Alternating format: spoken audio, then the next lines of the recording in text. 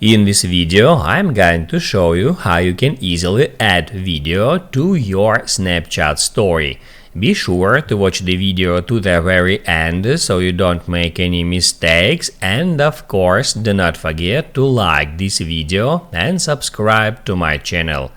So let's begin, and first off, open up Snapchat app, and then if you don't want to record a video and you want to download it from your camera roll instead, all you have to do is just hit at that icon and then select camera roll.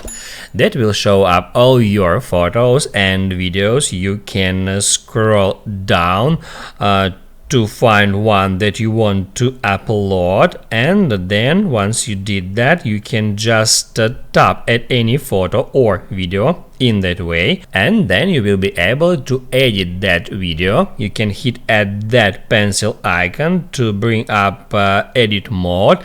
Then you can add there some text, some stickers, all that stuff.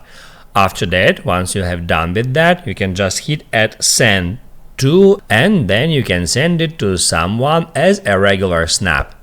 Now you can write down in the comments below if you have any questions about that tutorial, and also I recommend you to check out my Snapchat tutorials playlist, which you can easily find in the description.